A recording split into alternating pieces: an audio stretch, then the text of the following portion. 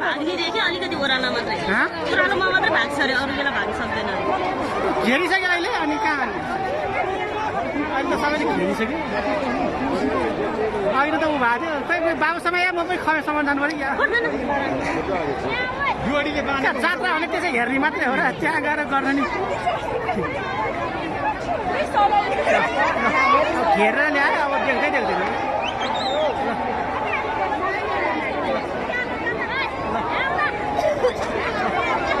घेरेर ल्यायो भने अब कहाँ